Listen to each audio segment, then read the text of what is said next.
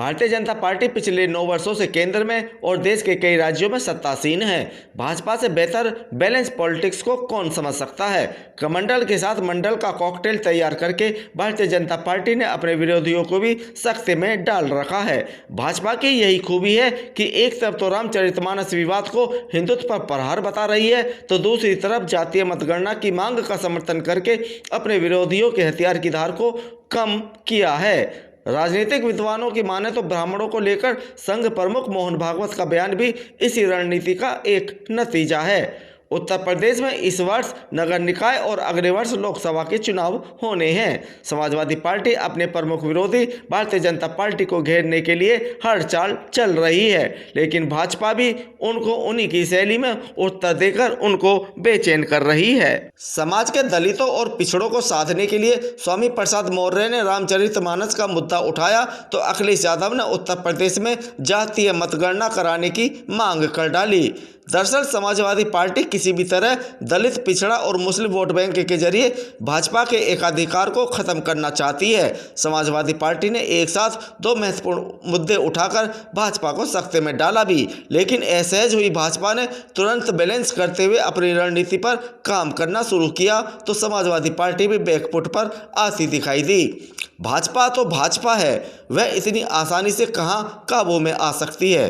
भाजपा की राजनीति करने का ढंग देखिए कि जातिगत राजनीति करने का आरोप विपक्षियों पर लगता है, लेकिन इस बार भाजपा ने कमंडल के साथ साथ मंडल का जो कॉकटेल तैयार किया है उससे सपा बसपा ही नहीं बल्कि राजनीतिक विद्वान भी हैरान हैं। स्वामी प्रसाद मौर्य के रामचरितमानस प्रकरण पर दिए गए बयान को भाजपा ने हिंदुओं पर प्रतिघात बताते हुए समाज को बांटने वाला करार दिया।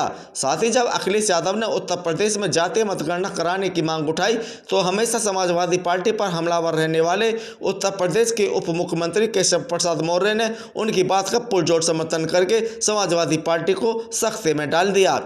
आपको बता दें कि हाल ही में सपा सुप्रीमो अखिलेश यादव ने जातीय जनगणना कराने की मांग दोहराते हुए कहा था कि जो लोग कहते हैं कि जातीय जनगणना नहीं हो सकती वे सरकार से हट जाएं। समाजवादी लोग 3 महीने में अगर जातीय जनगणना न करा दें तो बताइएगा। अखिलेश ने भाजपा पर हमला करते हुए कहा कि बहुत से पिछड़े दलित, आदिवासी जिन्हें संविधान से जो अधिकार मिले इस सरकार ने नहीं दिए। सरकार को बताना चाहिए कि यूपी के जो वाइस चांसलर बने उनमें से कितने दलित और पिछड़े समाज के हैं। अखिलेश का जब यह बयान आया तो उत्तर प्रदेश के उप मुख्यमंत्री केशव प्रसाद मौर्य ने भी अखिलेश यादव की हाँ में हाँ मिलाकर समाजवादियों को सख्ते में डाल दिया, क्योंकि किसी भी समाजवादी को केशव प्रसाद मौर्य से ऐसे समर्थन की उम्मीद नहीं थी।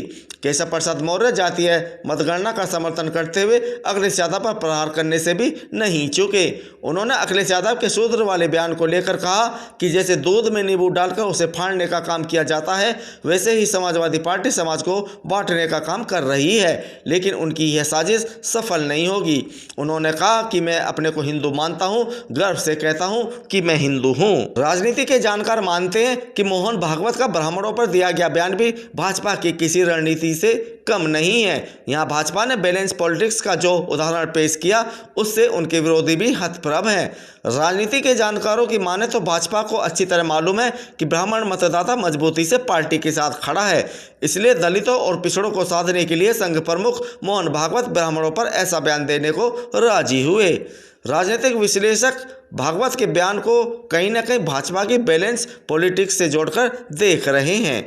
आपको बता दें कि अभी हाल ही में आयोजित एक कार्यक्रम के दौरान संघ प्रमुख मोहन भागवत ने कहा था कि जाति भगवान ने नहीं बनाई है, भगवान ने हमेशा बोला है मेरे लिए सभी एक हैं, कोई जाति कोई वर्ण नहीं है। ये श्रेणी पंडितों ने बनाई जो गलत हैं। देश में चेतना और विवेक सब एक हैं, उनमें कोई अंतर नहीं है, बस मत अलग अलग हैं। जब हर काम समाज के लिए है तो कोई ऊंच नीच कैसे हो सकता है। मोहन भागवत ने आगे कहा था कि हमारे समाज को बांटकर लोगों ने हमेशा से फायदा उठाया है। सालों पहले देश में आक्रमण हुए, फिर बाहर से आए लोगों ने हमें बांटकर फायदा उठाया, नहीं तो हमारी ओर नजर उठाकर देखने की भी किसी में हिम्मत नहीं थी। मोहन भागवत के इस बयान ने स्वामी प्रसाद मौर्य और समाजवादियों को असहज कर दिया। यद्यपि असहज ब्राह्मण समाज भी हुआ, लेकिन इस पर सबसे पहली प्रतिक्रिया स्वामी प्रसाद मौर्य की आई। स्वामी प्रसाद मौर्य ने मोहन भागवत की प्रशंसा करते हुए उन पर जमकर राजनीतिक वार भी किए। स्वामी प्रसाद मौर्य ने कहा कि संघ प्रमुख मोहन भागवत ने धर्म की आड़ में महिलाओं, आदिवासियों, दलितों व पिछड़ों को गाली देने वाले तथाकथित धर्म के ठेकेदारों व ढोंगियों की कलई खोल दी है। कम से कम अब तो रामचरितमानस से आपत्तिजनक टिप्पणी हटाने के लिए आगे आएं। यदि यह बयान मजबूरी का नहीं है तो साहस दिखाते हुए केंद्र सरकार को कहकर रामचरितमानस से जाति सूचक शब्दों का प्रयोग कर नीच, अधम कहने तथा महिलाओं, आदिवासियों, दलितों व पिछड़ों को प्रताड़ित, अपमानित करने वाली टिप्पणियों को हटवाएं। मात्र बयान देकर लीपापोती करने से बात बनने वाली नहीं है। दरअसल आजकल उत्तर प्रदेश में भारतीय जनता पार्टी और समाजवादी पार्टी के बीच एक एक वोट को अपने पाले में करने के लिए जोर आजमाइश अपने चरम पर है। दोनों ही दल एक दूसरे पर तीखा हमला करते हुए ऐसी रणनीति पर काम करते दिख रहे हैं जिससे मतदाता उनके पाले में आ जाए। अब उत्तर प्रदेश में पिछड़ा, अति पिछड़ा और दलित समाज राजनीतिक रूप से परिपक्व हो चुका है। यही कारण है कि दलित वोट बैंक के सारे बहुजन समाज पार्टी 4 बार उत्तर प्रदेश में अपनी सरकार बना चुकी है, तो पिछड़े वर्ग के दम पर समाजवादी पार्टी भी 4 बार अपना मुख्यमंत्री बनवा चुकी है। वहीं भारतीय जनता पार्टी पहले स्वर्ण मतदाताओं को साधने के बाद अब धीरे धीरे दलित और पिछड़े समुदाय को साधने में लगी है। राजनीति में कौन सा तीर कब निशाने पर लग जाए और नैया पार हो जाए कहा नहीं जा सकता।